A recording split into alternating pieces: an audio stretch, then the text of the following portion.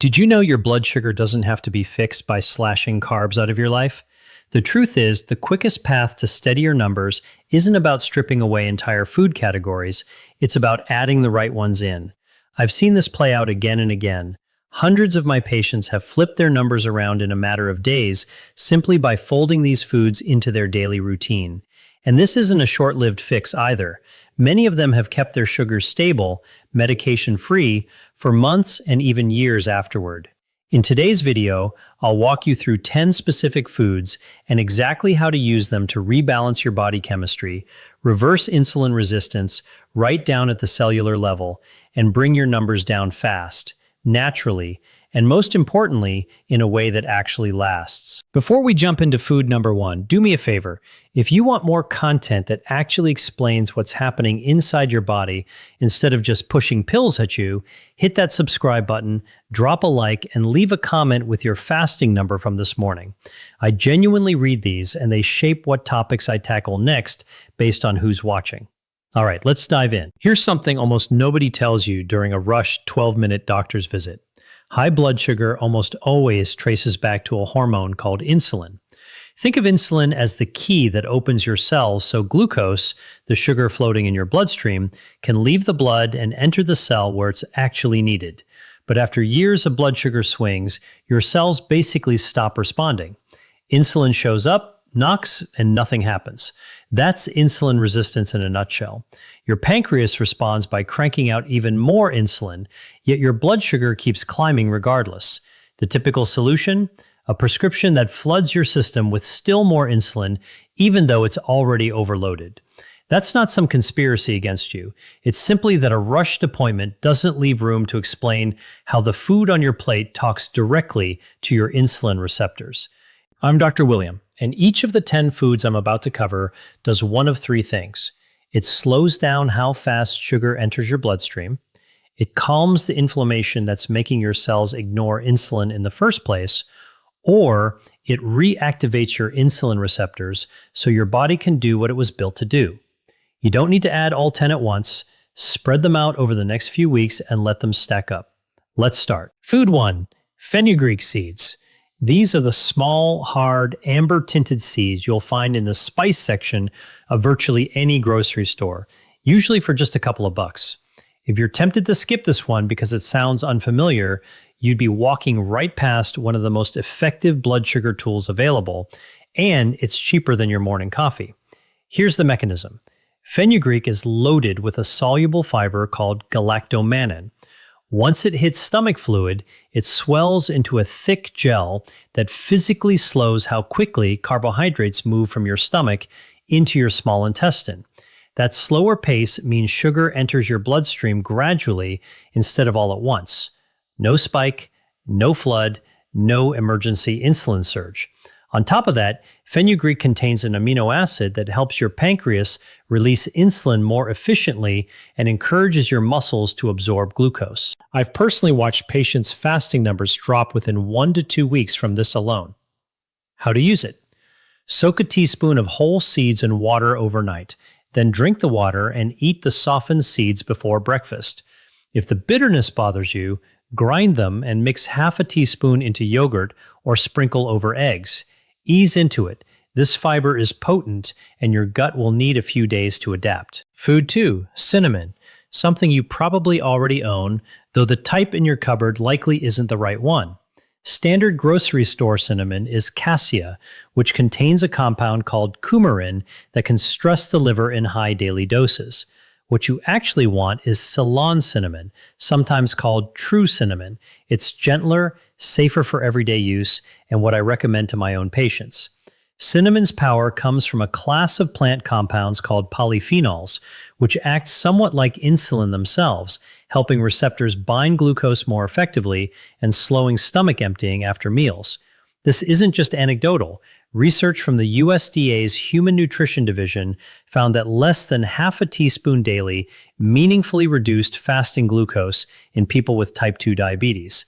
Skip this one and you're leaving a simple win untouched in your spice cabinet. Use around 1/4 to 1/2 teaspoon of Ceylon cinnamon daily, mixed into oatmeal, coffee, or smoothie, ideally alongside a carb-containing meal, since that's when the slow digestion and stronger receptor grip matter most. Food 3. Broccoli sprouts, and pay close attention here because this might be the single most overlooked item on this list. Not mature broccoli, the tiny 3-day-old sprouts. Miss that distinction and you lose most of the benefit. Broccoli sprouts are packed with a compound called sulforaphane, present at somewhere between 50 and 100 times the concentration found in a full-grown broccoli head. Sulforaphane does something unique on this list. It travels to your liver and quiets its overnight glucose production. Your liver naturally produces sugar while you sleep, but in insulin resistance, it overdoes it, which explains why so many people wake up with high fasting numbers despite not eating anything. A 2017 study out of Lund University in Sweden gave concentrated sulforaphane to people with type 2 diabetes and saw measurable drops in fasting blood sugar, with the biggest improvements in those whose sugar have been hardest to manage. You can grow these sprouts yourself in a jar for pennies, or grab them pre-packaged in the produce aisle. A small 1/4 cup handful on a salad or sandwich most days is enough. Just don't cook them heavily, since high heat destroys the active compound. Eat raw or barely wilted. Every food so far has worked the same quiet way, slowing sugar absorption or reactivating receptors, and we're only 3 in. The next 4 will actually change what's on your plate at mealtime. If someone in your life is dealing with the same number struggle, send them this video, because this is the kind of explanation nobody sits people down and gives them. Food 4. Avocado. Most people write it off as too fatty and calorie dense, and that fear is working against them. The fat in avocado is monounsaturated, the same family found in olive oil, and is genuinely one of the most blood sugar friendly foods you can eat. Here's why. The healthy fat and fiber in avocado slow down digestion of your entire meal. Add half an avocado to a plate of rice or toast, and you haven't removed the carbs, but you've put brakes on how quickly they convert to blood sugar. The rise becomes gradual instead of sharp. Monounsaturated fat has also been shown to improve insulin sensitivity, meaning your cells respond to insulin signal a bit faster. In my experience, this is the easiest habit to stick with because it makes meals more satisfying and cuts down on snacking an hour later. Half an avocado a day is a reasonable target, on eggs in the morning, mashed onto whole grain toast, or tossed into a salad that already includes a starch. Wherever there's a carbohydrate on your plate, avocado softens its impact. Food 5. Chia seeds. Tiny black and gray seeds that pack an outsized punch. If you've ever watched chia turn into pudding when soaked in liquid, you've already seen its mechanism in action. Chia is one of the richest soluble fiber sources around. In your stomach, it forms that same thick gel we discussed with fenugreek, wrapping around carbohydrates and slowing their absorption dramatically. Sugar releases gradually instead of spiking and crashing an hour later, leaving you shaky and hungry. Chia also contains a plant-based omega-3 fat that helps calm the low-grade inflammation underlying insulin resistance, and calming that inflammation helps cells start listening to insulin again. 1 to 2 tablespoons daily does the trick. Stir it into yogurt, add it to lemon water, or blend it into a smoothie. Let it sit for 10 minutes to gel first, and drink plenty of water alongside it, since all that fiber needs liquid to move through your system. Food 6. Fatty fish, specifically salmon and mackerel. This one doesn't work by slowing digestion. It targets the root cause of why your cells stopped listening to insulin in the first place. Insulin resistance is largely driven by chronic, low-grade inflammation, which physically disrupts the insulin signal at the cell's surface. Salmon and mackerel are rich in 2 omega-3 fats, EPA and DHA, among the most powerful natural anti-inflammatories known. They dial down inflammatory signals, improve cell membrane health, and let insulin receptors function properly again.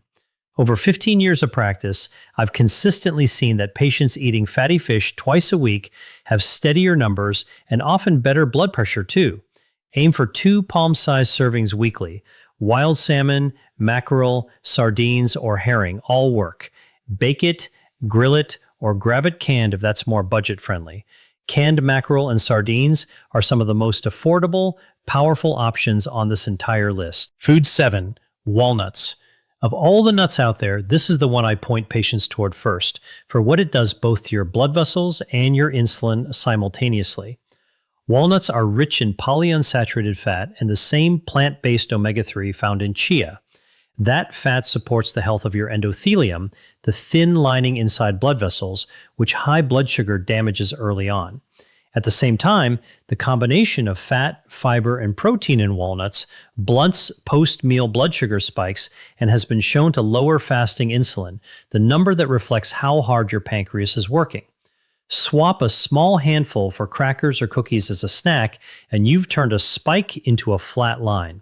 A small handful means roughly a quarter cup or 7 to 10 whole walnuts.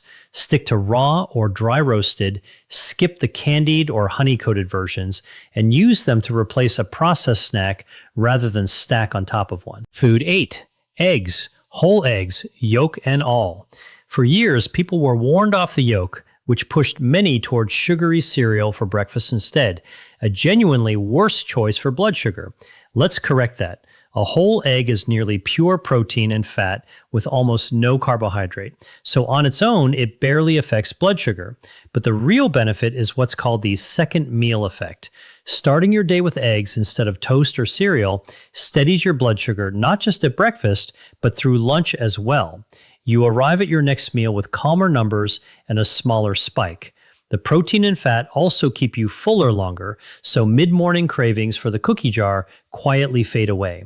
In my practice, swapping cereal for 2 or 3 eggs is one of the fastest changes I see reflected in morning glucose readings.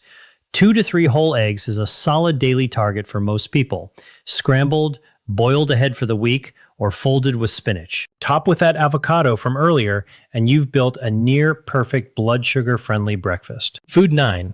Apple cider vinegar. And this is the one that shows the fastest visible effect if you're tracking with a glucose meter at home. You could see this work tonight. The active ingredient is acetic acid, and it does 2 things. It slows stomach emptying, so carbohydrates enter your bloodstream gradually, and it helps your muscles pull glucose out of the blood to use as fuel. The research backing this is solid. Work led by Dr. Carol Johnston at Arizona State University found that a tablespoon of vinegar before a carb-containing meal reduced post-meal blood sugar spikes by roughly 20 to 30% in people with insulin resistance. That's a drug-level effect from something costing a few dollars a bottle. Take 1 tablespoon diluted in a full glass of water 10 to 15 minutes before a carb-heavy meal. Always dilute it. Never drink it straight, since the acid can damage tooth enamel and irritate your throat. And if you're already on blood sugar medication, check with your doctor first, since combining vinegar with that medication could drop your sugar faster than expected. Food 10. Lentils. And this one really drives home the whole point of this video. Lentils are a carbohydrate, and yet they'll help lower your blood sugar. Here's how. Lentils are built from a slow-digesting resistant starch, wrapped in soluble fiber and a good amount of plant protein. That combination means the glucose inside releases into your bloodstream slowly and steadily over hours rather than all at once. They also carry that second meal effect. A bowl of lentil soup at lunch keeps your sugar steadier into the evening. Clinically, swapping white rice or potatoes for lentils a few times a week is one of the most reliable ways I know to lower A1C, your 3-month blood sugar average. Aim for a half a cup to a cup of cooked lentils several times a week in soup, stew, or a cold salad with olive oil and a splash of that vinegar we just covered. They're filling, inexpensive, and stretch a meal further than almost anything else on this list. Let me tell you about a patient I'll call Donna. She was 63, recently retired, and came to me frightened because her fasting sugar was hovering around 180. Her doctor had just told her it was time to start a second medication. She didn't want to keep climbing the medication ladder, and she was terrified, having watched her own mother lose toes and eventually her eyesight to the same disease. We didn't slash her carbs to nothing. Instead, we added eggs and avocado in place of her cereal breakfast, a tablespoon of vinegar before her bigger meals, lentils swapped in for white rice, walnuts instead of her afternoon cookie, fatty fish twice a week, cinnamon in her coffee, and broccoli sprouts on her lunchtime sandwich. Within the first week, her fasting numbers started dropping. By 3 months, working alongside her own physician, she came off that second medication entirely, and her A1C moved from the diabetic range back toward normal. 2 years later, it's held steady. She didn't starve herself, she ate more food, just the right kind, and let her body handle the rest. So here's why all 10 of these work together, where cutting carbs alone often fails. Every one of these foods hands your insulin its job back without depriving you. The fiber-rich foods slow glucose absorption so your pancreas never has to panic. The fish, walnuts, and chia calm the inflammation that was jamming the signal. The cinnamon and vinegar go straight to the insulin receptor and help it grip again. Do this meal after meal, day after day, and the cell that stopped answering eventually starts opening the door on the first knock. That's what reversing insulin resistance at the cellular level actually looks like. And once it happens, your body maintains that lower baseline on its own, which is exactly why Donna's numbers stayed down for 2 full years. Before I hand you tonight's action plan, one important line needs drawing. If you're on insulin or a sulfonylurea, one of the older blood sugar medications, these foods can lower your sugar quickly enough that your current dose becomes too strong, risking a dangerous low. Add these foods with your doctor monitoring your numbers and let them adjust your medication as your body improves. Never stop a prescription on your own. Bring this list to your next appointment instead. Here's your plan for tonight in 5 simple steps. 1. Tomorrow morning, swap your cereal or toast for 2 to 3 whole eggs and half an avocado. This single change affects your blood sugar for the rest of the day. 2. Tonight, soak a teaspoon of fenugreek seeds in water and drink it first thing tomorrow morning. 3. Pick up Ceylon cinnamon, not cassia, and start with a 1/4 teaspoon daily in coffee or oatmeal. 4. Before your largest carb-containing meal tomorrow, take a tablespoon of apple cider vinegar in a full glass of water 15 minutes ahead of eating. 5. This week, swap white rice or potato for lentils at least twice, and get fatty fish on the menu 2 nights. Layer these in gradually over the next 2 weeks. You're not giving up the foods you love, you're adding in the ones that protect you. Now, everything we covered today addresses your sugar during the day and after meals, but many of you have told me something curious. Your highest reading of the entire day shows up first thing in the morning, before you've eaten anything at all. You fasted all night, and your sugar still climbed.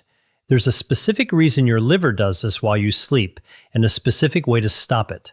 I made a video breaking down exactly what's happening overnight and how to wake up to a lower number. I'll link it right here on screen. Go check that one out next, and I'll see you there. Me, Dr. William.